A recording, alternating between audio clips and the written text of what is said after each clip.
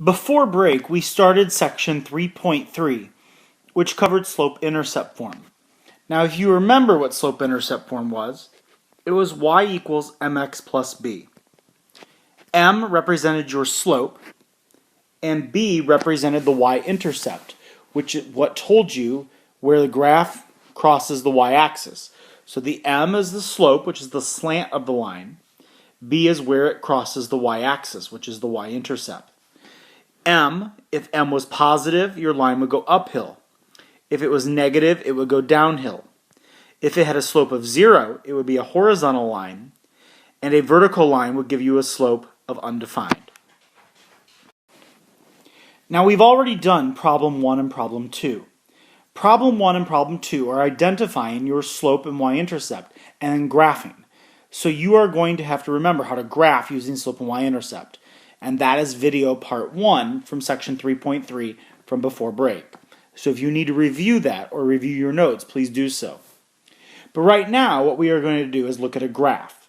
So the next two problems I'm going to show you are on page 188, but I don't want you to write them down because they're not actually in your book. But it's the section on page 188 where it says problem 3. So just pay attention to these first two problems. So on both of these problems, number 1 and 2, we are going to write an equation from the graph. So number 1 and number 2, we only need to know two things, the m and the b. That's it. The b is where it crosses the y-axis, so that may be the easiest to start at. So we could start with b and see, okay, well, where does it cross the y-axis? Well, on number 1, it crosses the y-axis at 3. So we know b is 3. Now here's the kicker. To find the slope, you need another point. Now you can pick any point you want. You can pick this point right here. But you don't know what that is. It could be negative 3/4 or negative maybe 6/9. You don't know what that is. So what you have to do is pick a point that you can easily tell that crosses the grid. Well, I see one right here. So how do you get from one point to the next? Well, if you remember how you get one point to the next, you go up and over. So you went up 3 over 2. That gives you a slope of 3/2. So the equation would be y equals mx, which is 3/2 x, plus b, and b is 3. And this line goes uphill at a slope of up 3 over 2 and crosses the y-intercept, or the y-axis, and an intercept of 3. So we did it correctly. So now let's go to the second problem. What's your y-intercept? It's -1. Find any other point on this line. I see one right here. So remember, we want to go left to right. So left to right, I'm going to start with this point. I'm going to go down 1 to the right 3. Down 1 means -1. To the right 3 is 3. That gives me a slope of what? Rise over run. Change in y over change in x. It'd be -1/3.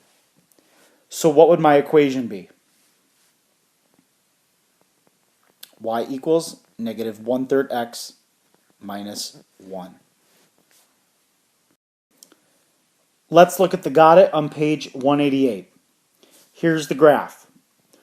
A says, what do you expect the slope of the line to be from looking at the graph? So let's just look at it. What do you think the slope's going to be? Well, you should know the slope is going to be negative. Why is it going to be negative? Well, because it goes downhill. So all you do to find the slope, pick any 2 points on this line. You could pick this one, you could pick this one, you could pick this one. It doesn't matter where you pick them. But if I go from one to the other, down 1 to the right 1, down 1 to the right 1, down 1 is -1, to the right 1 is +1, down 1, right 1. So down 1, change in y, right 1, change in x, gives me a slope of -1. There's part A. Part B, what is the equation? Well, the equation would be y equals mx. What's m? Negative, so it'd be -x or -1x plus b. How do I find my b again?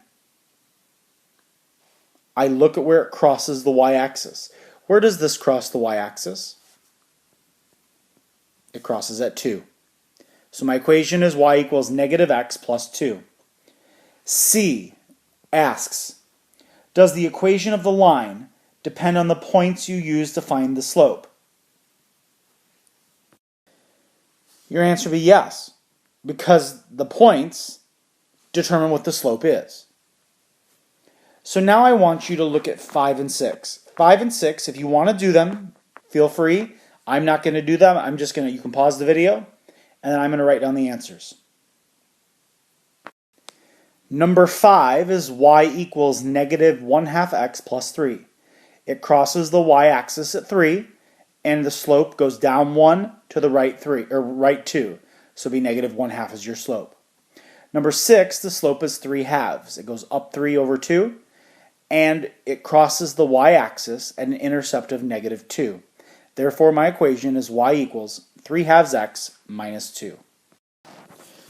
We are now on page 189. Now, personally, I think this is easy. This part is one of the things that you need to know how to do. You need to know how to write equations given different types of circumstances. In problem 3, and those problems, you had to write an equation based on a graph. Now you are going to write an equation just given on 2 points. That's it. Just 2 points. So here's how you're going to do it. Problem 4, we're going to look at the got it. Now, this is all algebra. Completely algebra. Y equals mx plus b. What are the only 2 things I need to know to write an equation? M and b. That's why they call it slope and y-intercept. Those are the only 2 things I need. Here's the problem. I don't know either one. All I'm given are 2 points. That's it. So the first thing you have to do is find the slope. Now if you remember, slope is your change in y over your change in x. This is review, so we have to subtract our y values. It doesn't matter what you start with, but you have to start with one of the y's. So I'm going to do negative 2 minus negative 3 over 3 minus 1. That gives me negative 2 plus 3, which gives me 1/2. That means my slope is 1/2. I have my slope. What's the last thing I need? I need a b. Here's how you find it. Ladies and gentlemen, what you have is an equation, and this is the most powerful thing that you always have. You have a very important equation. You just found m. You do not know b. But what are the other 2 pieces here? An x and a y. You have an x right here. You have a y right here. You have an x here. You have a y here. Now, I don't care which one you want to use. I'm going to use, let's say, this one. I'm going to plug this point in. So what I'm going to do is plug in my point. So y is negative 3. My x is 1. So now I solve it.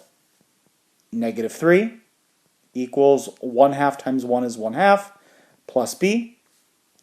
I subtract 1/2. That gives me negative 3.5 equals b. So that means my b is negative 3.5. So now I plug them both into my equation. Y equals 1/2 x minus 3 1/2. That's a really bad 3, so I'm going to redraw it. Minus 3 1/2. And that is your equation. Remember, you first have to find the slope, plug in your x, y, and your slope to find b, and then you write your equation. So let's do number 7. Negative 2, 4, and 3, negative 1. Here's my equation. Y equals mx plus b. Find the slope first. So my slope is going to be subtracting your y's. 4 minus negative 1. Subtracting your x's. Negative 2 minus 3. That gives me a slope of 5 over negative 5, which gives me negative 1. So my slope is negative 1. So now I'm going to take that negative 1 and plug it in right here for m, and I'm going to pick either one of these points. I'm going to plug in this one. So my y is 4 equals m. My m is negative 1. My x is negative 2 plus b. Solve the equation for b. 4 equals negative 1 times negative 2 is 2 plus b. Subtract 2. I get b equals 2. So I have b equals 2, m equals negative 1. So remember, I have y equals mx plus b. What's your m? Your m is negative 1. What's your b? Your b is 2. And so my equation is y equals negative x plus 2. So try 8 on your own if you want. I'm going to put number 8 right here. And on number 8, you would get y equals negative 1/4 x plus 2 1/4. We are now in problem 6, which is modeling a function on page 190. We are skipping section 5 because we actually already did it in part 1 before break in section 3.3. So if you need to review that, you can review that from the other video already posted. So let's look at the got it problem, where it starts with a plumber. It says, a plumber charges a $65 fee for a repair plus $35 per hour. Write an equation to model the total cost y of a repair that takes x hours. What graph models the total cost? So the first thing we're going to do is write an equation. Now we've written many of these. So writing the equation shouldn't be too bad. We want to know the total cost y. Well, the total cost y would be y equals. And then after x hours. Well, how much does it cost per hour? It's $35. So it's $35 per hour. So that would be 35x plus what? Plus a flat fee of $65. So we have y equals 35x plus 65. Now, using the graph that's already given, we can just draw a graph using quadrant 1 because we're only starting with quadrant 1 because we can't have a negative number of repairs or negative number of hours. So let's think about the lowest. Now this is where you got to just use your brain. You got to think, what are we trying to do? What is the minimum number of repairs that we could have? It'd be 65. So we know here it starts at 65. So I'm just going to count by 50s. So I'm going to do 50, 100, 150, 200, and a few more. And then here, I'm going to do, I'm just going to do one repair, or 1 hour, 2 hour, 3 hours, and 4 hours, and so on. So I'm going to count by ones. So what's our slope? Our slope is 35, which is 35 over 1. Our y-intercept is 65. So we start at the 65. Now, 65, every time we add another repair, we're adding how much? We're adding $35. So my slope would be 35 over 1. So I go up 35. So let's see, 65 plus, we're at 65, plus 35. Well, that gives me 100 over 1. Now I go up 35 again, up 35 over 1, and you can just draw your line. Now, why would you not draw an arrow to the left of this? Yeah, because you can't have a negative number of hours. So, we draw a line. Going up to the right, starting at 65. So what does the y-intercept mean? What does this 65 mean? That means how much we would start with our $65 fee.